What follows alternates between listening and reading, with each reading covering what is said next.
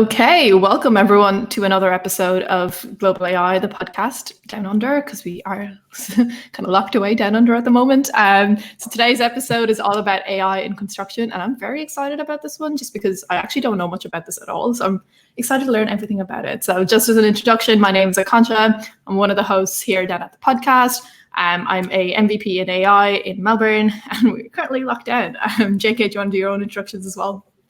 Sorry about that. I'm Yannick Kalka, JK. You can just call me JK, and I'm also a Microsoft AI MVP.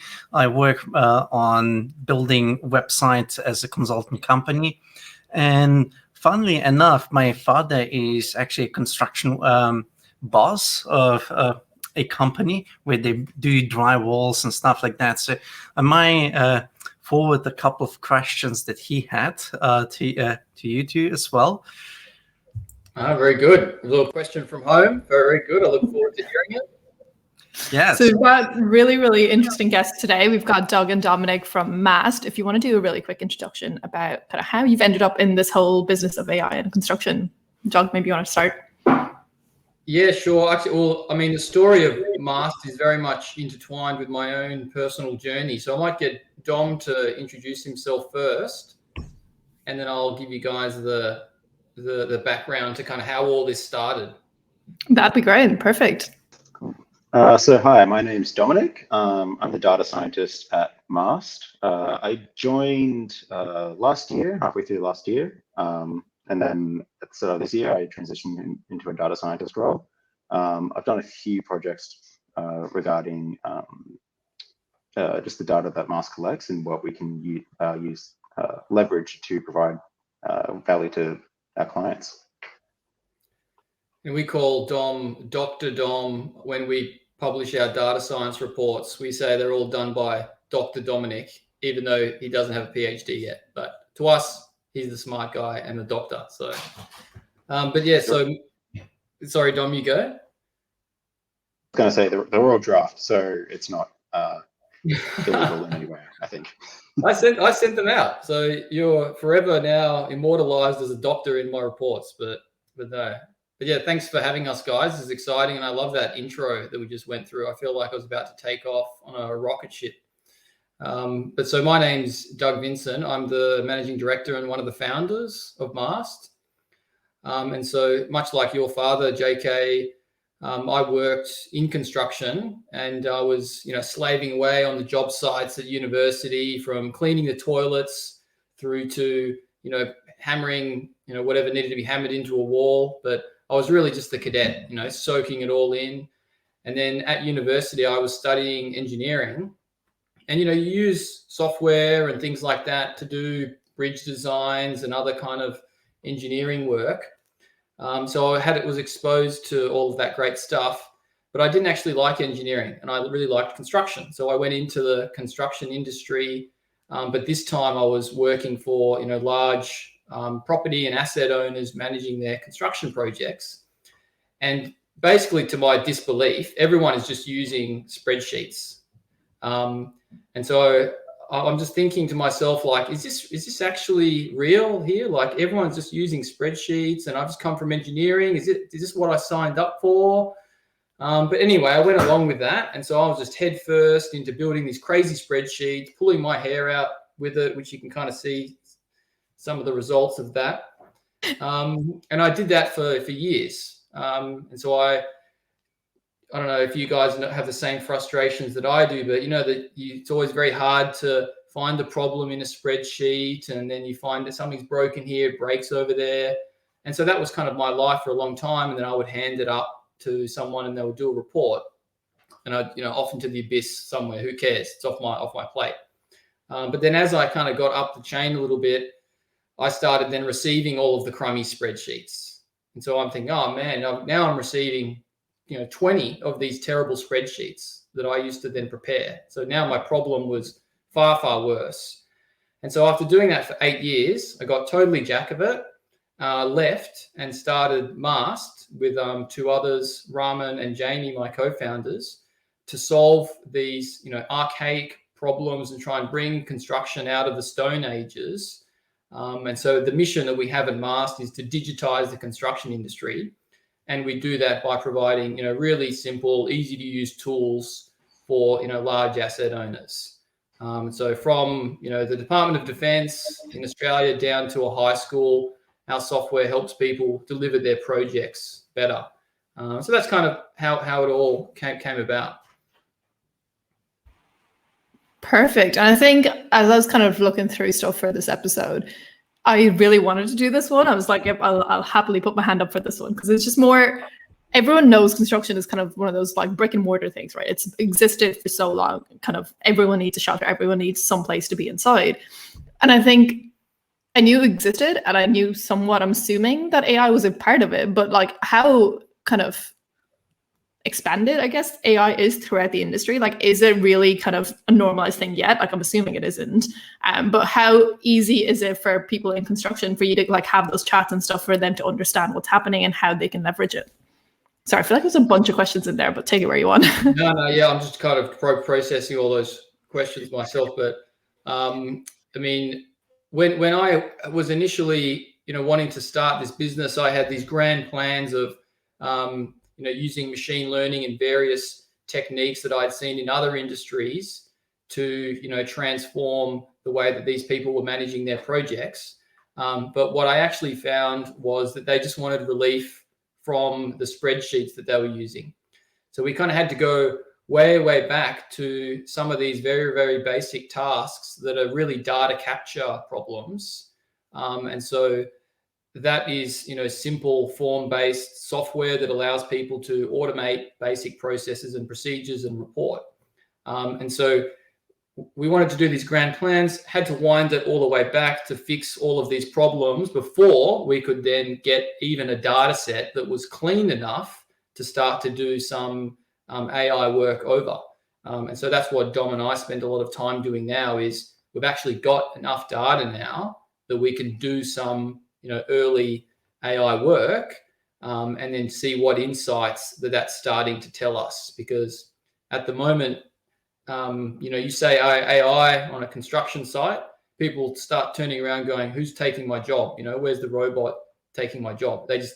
That's kind of how they view AI. They think it's an iRobot that's going to come and take over their role, essentially. Yeah, no, that kind of makes sense. And I think that's kind of what I'd imagined, kind of similar to kind of processing lines and stuff, and that kind of misconception at times. But yeah, death to spreadsheets. I very much agree with this. I hate them so much. Actually, to give you an idea how under-digitized construction is, it's below fishing on the digitization index. So fishing is more digitized than construction. Well, today I learned that. That's what we're dealing with over here, guys. Yeah. You should feel for your dad, JK. You should feel for him. Well, it's an interesting thing, because when this is like 20 years ago, 15 years ago, when still was near my father before I left for a different career. But what I have seen is, the AutoCAD, where you have plans, that was digitized. And, doing orders and stuff like that was kind of digitized. But the trick was, it's a Word document where they're updating what was received and what wasn't received. And then they printed that out and then text that. So it was a very different way of dealing the same problem. But, it was only about 100 people. Although for Slovenia, that was big. And it was pretty big project. But here in Australia, we have some mega projects where you really need to coordinate for several years or maybe even decades. And does AI help with, there's a lot of project that goes over budget. Does AI help to keep inside that budget and resolve those issues? Yeah, and I think Dom's probably better placed to talk about what we're finding financially with these projects at the moment. A lot of the time, sorry, JK, can you repeat the question? I just had a blank. Yeah, just to summarize the question, basically for mega projects, they often go over budget. Yes. How does Yep. AI help with that? Okay. I've seen a few examples of other companies that have used like stuff called like root cause analysis, where they have they're handling stuff that like basically like equipment failures and stuff like that. They can track where costs come from and see what actual individual thing affects a certain metric. So for example, if someone says that like this thing is $10,000 over budget, or I've had a cost here, they can look through this kind of stuff and see where what things have contributed to this cost the most, I guess. Yeah. And so what that allows us to do, JK, and we do a little bit of this at Mastt, is we can then learn from past mistakes that have been made on all of these construction projects. So in that example that Dom gave, if something's cost more historically, how you can then take that lesson and apply it to an active project, so that the spend or whatever profile that they're thinking that they're going to do, we can then actually tell them the reality of that based on data sets that we've got historically. Would you be able to talk? Oh, sorry, JK. Yeah, just a quick follow-up to that. How do you adapt when, say, you see something fail in the past, for instance, but now you have new materials, different prices and stuff like that? How do you adapt to that? Yeah, that is the cost index of the cost of goods, basket of goods, or whatever the GDP calculates it as. That's kind of always changing. And in the construction industry, they cover it off with escalation. So you have to make estimates in the models around inflation, and you have to escalate costs with some degree of uncertainty, of course, but you have to assume these things, and then the models will tell us reflective of those changes. So yeah, it's not an exact science, but you can go by inflation and things like that, and that is a good enough assumption for the models at the moment. Yeah, that's quite reminds me of how my father also was doing. Is basically it's like, yeah, we felt that, but the materials are cheaper. My workers are a little bit more experienced. I think we can do this time. Yeah, and so to mitigate that, what they'll do is they hold risks. So if you're doing a construction mega project, you should have a level of understanding of what the risks are to that project. And so you might end up spending higher based on risks that may or may not get realized, or you may end up spending lower based on risks that may or may not get realized. The problem is nearly all of these large construction mega projects blow out because they don't have a good handle on any of the risks. So risks get realized, and then these are being managed literally in spreadsheets, and the on-flow effects of that is what leads to these cost blowouts. So in the risk space, there's quite very, very immature in terms of using technology, let alone AI, to learn from past risk data. Like if you were to ask the government right now in Sydney, what was the number one risk on the light rail project and how much money was attributed to that risk, they would have no idea. That's a worrying status. That's a worrying status. Like, you'd want those people to know these things. And I had construction happening by the government in front of our house, and they're like, yeah, we're going to build this like park and ride. It'll be buses and stuff, like literally in front of the house. And we're like, okay. I'm like, can you tell me what the noise modeling is again? No, we got it. We've managed it. And I'm like, but how? And I've yet to find an answer, and it's been a year. And I'm like, I keep bugging them. I'm like, hey, can I see some of that modeling you keep talking about? Yeah, we'll get that straight over to you. And I'm like, this is just becoming a lie at this stage. And it's interesting how those kind of things are managed across the way, whether that's buses and park and rides and stuff or buildings. But I guess you kind of talked about like things you were surprised to find a little bit in the financial side of things as you're building out different data sets and things. Is there anything else that you found really kind of bizarre, or today I learned kind of moments in the data sets that you've come across? And maybe there isn't anything.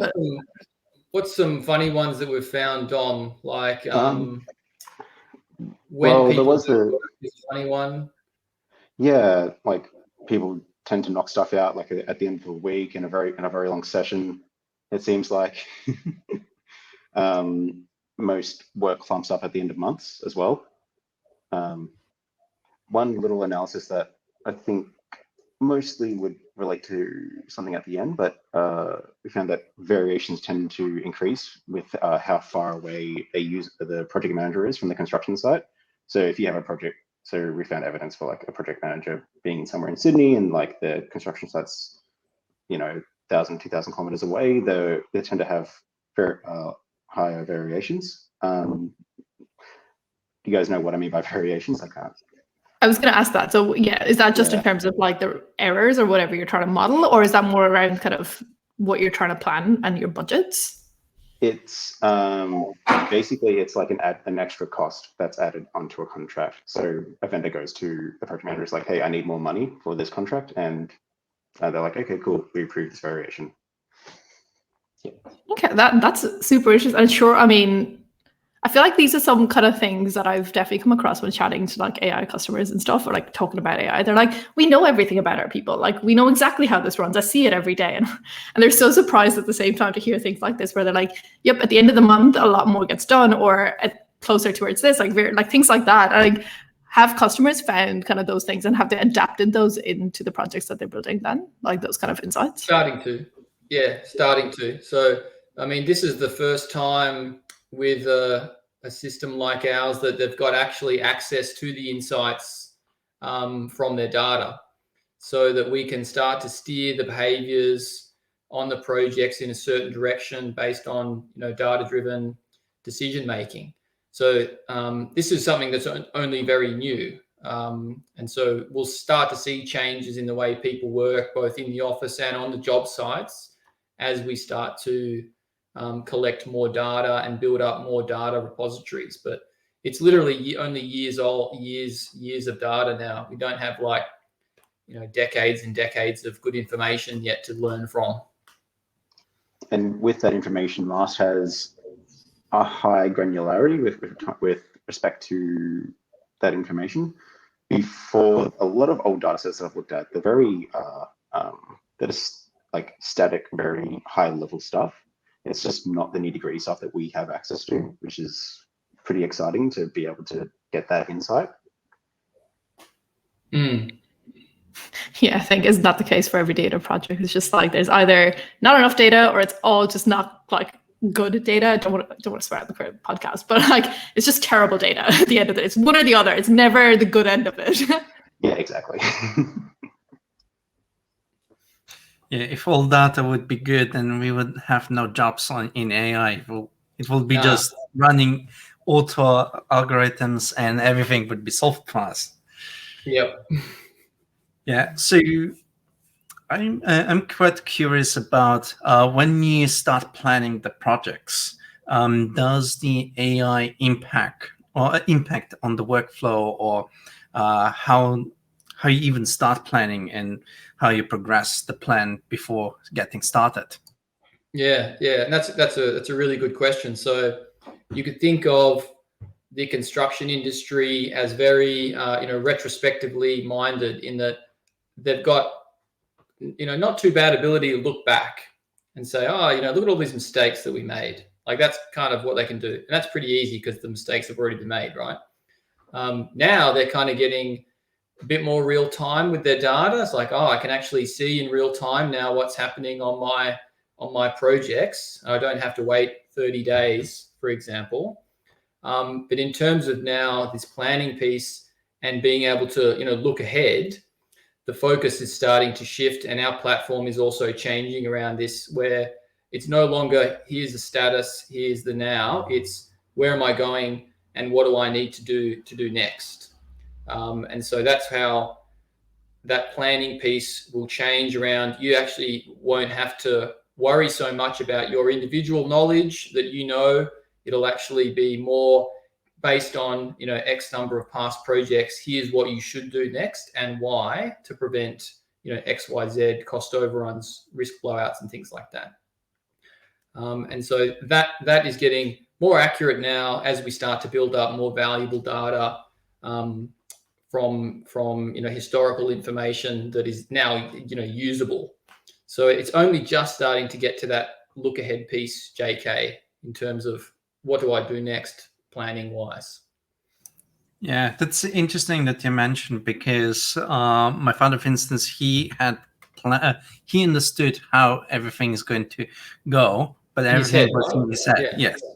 But when he tried to communicate to others, and when he looked through the construction side, he was like, this is wrong, and oh wait, we didn't know this is going to be like that, we need to change the plans.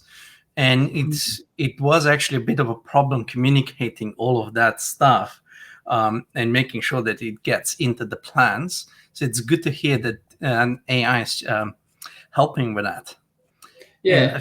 And I think that there's two parts to that piece as well. It's like having the AI there that can help assist with identifying what to do next. But then there's the accessibility for the people on the job site to the AI. So how do you get that information to a worker on a job site? Is it on their app? Is it in some Google Glass sleek looking thing? Is it in an augmented VR AR headset? So there's a translation piece there for people actually doing the work on the site, that will make the AI actually accessible to do the job. So then you just walk around with a hammer and it'll say, hammer here, and hammer over here. And that's what the job will become. It'll tell you what to do. Yeah, I can imagine that would improve the construction a lot, because when I was with my father, we worked a lot for a very long time. You reckon your dad would wear an AR headset and walk around on a job site, or would that be not cool, and he'd get bullied on the job site maybe for wearing some funky piece of tech? That technology didn't exist back then. It was all walking. Yeah. I think that's an interesting point, because I was going to kind of lead towards this a little bit. And I know, obviously, we just talked about how pretty premature, I guess, the industry still is in terms of getting ready and accepting AI and machine learning and all this data-driven kind of prospects of this. Kind of talking about the VR and like augmented reality and all those kind of things. Like we see things like having HoloLens or whatever kind of VR headset you want, which allows you to kind of do that whole go here maintenance and all those kind of things. How do you see that actually coming in, whether that's Australian market? Because I know it's happening in the other places, but it's a very niche area still. So how do you see that coming in, especially with the fact that we're still progressing into a data-driven kind of industry? Yeah. And the whole kind of VR, AR thing went through a bit of a wave and then kind of died off a little bit. People thought it was going to be this next amazing thing that was going to transform work, but it kind of did fizzle out a little bit. So yeah, I'm not sure what that actually looks like going forward.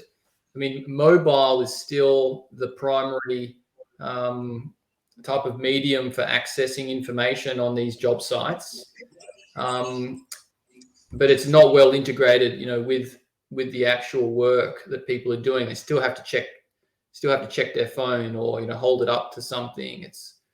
That part is not properly solved. Yeah, and I think, and this question's a little bit kind of almost on the complete opposite spectrum of it. Like we talked about how to make AI accessible to the people. How do we actually try and make data accessible to the people in terms of actually capturing it at the site, right? You talked about how you've got really granular data sets and stuff. Is there things that you do in terms of putting out a platform that's really accessible for the people to actually put the data in? Like how does that go, especially when they're obviously busy doing manual labor on a daily basis? Nobody wants to look at their phone and be like, let me enter everything I did today. Yeah, no one's doing that. No way. It's often hard to, get these guys to even fill in paperwork. So that part is a challenge. And so unless the technology is integrated with the workflow in what is like a very fragmented industry that we work in, then the data won't be captured properly. And so there is a lot of really cool stuff happening in the IoT land in the construction space. So where our business plays is at the top end, office type stuff, but on the actual construction site, you've got Bluetooth low energy beacons, you've got QR codes, you've got Wi-Fi, you've got the near field communications capability. And so if you think about how each of these technologies can be used on a certain type of activity that's happening on a construction site, we might use QR codes to scan and track materials. So, one of our kind of partner companies, Mastt, they're able to scan and track material from the factory overseas right through to the job site to the point it's being installed.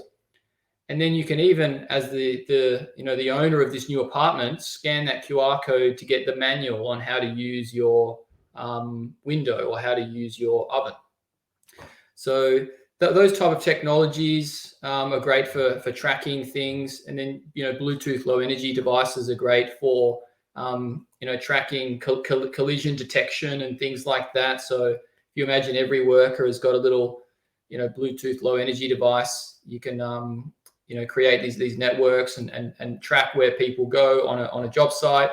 And you can do that vertically, whereas Wi-Fi is only good for, horizontal, and GPS and Wi-Fi only good for horizontal. What do you call it? Like a 2D plane? Locating people, yeah. Whereas with Bluetooth low energy, you can actually have a mesh network up and down. So that stuff is actually starting to make its way more into job sites, and that's capturing, materials tracking data, people movement data, and which will lead to, further efficiencies once we have these data sets available. So there is some cool stuff happening. Yeah, and I think there's so much kind of prospect there, especially around even safety of workers. If we can help manage where they're going to go and how do we make sure the right people are in the right places, that's pretty cool. And also, if people in Australia don't know how to use QR codes at the end of this, I'm worried. Yeah, and we should all know now. Yeah, and in the end of the day, there's two big problems also in the construction that you just mentioned is basically tracking where is the material and where stuff is, including where all of the people are, because you need somebody to just hammer a couple of nails. You need to find the right person with right material and get them to that place. And that's solving that, I think, probably speeds up the whole construction significantly. Yeah, sequencing of the work, and then as we understand the sequencing of the work better, I mean, this would be a perfect case for AI to come in and optimize the supply chain and the logistics of materials and people to site. So, maybe you might get a message as the electrician and say, you need to be on site 9:59 today because of X, Y, Z. Who knows? That's the type of efficiency that is possible, I love it when an AI helps me sleep in on a random Wednesday morning. That would make my life so much better. Yeah. Oh, I love AI. Yeah, fantastic. I'll sleep in. Yeah, and another interesting thing that is a little bit topical. Well, we are hopefully at the tail end of pandemic, but how did COVID impact that construction and AI? Yeah, that's I mean, mostly a lot of these economies are starting to, use injections of money into capital works, infrastructure works to kind of buy their way out of a recession. So, big infrastructure bills in the US, big infrastructure bills in Australia, big infrastructure bills, I think in a lot of countries. So I think the industry has been fortunate and will be fortunate in the long term from COVID, as that money will eventually make its way down if it doesn't get trapped in too many spreadsheets and things like that before it does make its way down. So I think overall there will be a benefit. to COVID, although near term, very disruptive to, like most businesses who have been affected by it, unable to work and things like that. So near term pain, but I think long term benefit from all of this, from the capital injections that are happening. Perfect. I think, oh God, there's just so much happening, I think, at the moment. And like, we kind of touched on random different places, I think, like a little bit all over the place, but I kind of like the podcast like that, especially when it's kind of a niche industry where not a lot of people will probably have known about the fact that AI even is a prominent part in AI in construction, and it's getting there at the moment. So I guess to wrap it up, I'm going to ask both of you the question in terms of where do you see, let's say, construction and the AI parts of it building in the next couple of years in Australia, especially, I guess, with JK's question of COVID. Like, I'm sure there's going to be a lot more buy-in in terms of, hey, how can we improve everything and make it more efficient? So yeah, kind of what you'd want to hope to see in the next couple of years, or what do you realistically expect in the next couple of years? I mean, what from, and this is my view, and Dom will have his own view. I mean, I'd like to see greater adoption of digital tools, which will become enablers of AI, in the future. So we have to solve those problems first, and then hopefully a shift to some of this design for manufacturer, off-site construction, modular construction, bringing things to job sites, and then you've just got that last mile human interaction. So using more machines and robots to build buildings, but because every building is unique, and unique in not only design but also location, that does make it challenging. But yeah, near term, I'd like to see more of those things, and hopefully the digitization of our industry has been accelerated by COVID as well. But whether or not that will happen, although I'm optimistic, I'm also fearful that it might take until these young generation of TikTokers make their way into the construction industry before we get that level of digitization. So I don't want to say it's going to take a generation to die off and a new generation to come in to digitize, but that would be the pessimistic view. So yeah, that's kind of my view on it. Over to you, Dom. I think that makes sense. Yeah, the attitude that I've experienced with like a few other people that I've talked to in the industry, they're very much like, the old way is the best way. I don't want to do anything new. And then they retire, and then new people come in, which is great. TikTok is exactly. From a more technical standpoint, I think a lot of stuff. Well, it's like two things. Firstly, automation. A lot more automation. So many clients used to do like a lot of manual data entry. Like they'll just get PDFs of claim information or variation information to enter, and I created a service that allows it. It's just it's the Azure Form Recognizer service which I used, which saves me like a month of time of making my own model, which allowed that information to be uploaded, very quickly, very very fastly. The other side is cost prediction and analysis, basically, and also risk. I'll talk about cost. Like at the moment, in the next 5 years, actually in the next 5 years, I think that people would be able to predict how far under or over budget they can see their project going, and basically be able to tell where this issue is coming from. I've created a few easy prototypes, but it's definitely not at that complexity. Yeah, the next big thing is risk mitigation, which is not only in the construction industry but also in other industries as well. So there's a lot of academic work being done behind it. All the craze at the moment is a lot of fuzzy logic methods and stuff like that. That stuff, because at the moment in construction, risk is just handled by like someone makes a somewhat educated guess of like, I reckon that this thing could have like a $50,000 sudden increase or something like that. And they tend to go overboard a lot with that estimate. They kind of just because they want to play it safe. but with the guess. So guess the individual's best guess, isn't it, on those things? Yes. And that's like the widespread movement. And I think that in the next few years, it'll go towards, I'm going to trust some service for making this guess for me. Yeah, and I like that, especially with that service that's going to say, hey, this is what my estimate for your risk is, and having kind of that interpretability part of it explained as well, where it's like, hey, this is why I think this risk number is going to be this because of X, Y, Z. I think it's so much more involved in there. I think it's just so cool. And I think it's really amazing to see what's happening right now with construction. I still remember the first time that you could take a picture and send it via MMS, and all of the sudden the entire construction, the way people construct buildings changed just because they can send images through their phone via MMS.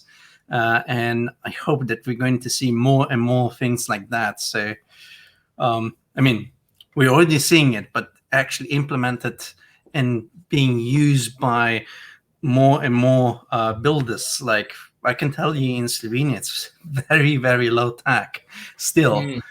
And I'm very excited to see that really widespread. Yep.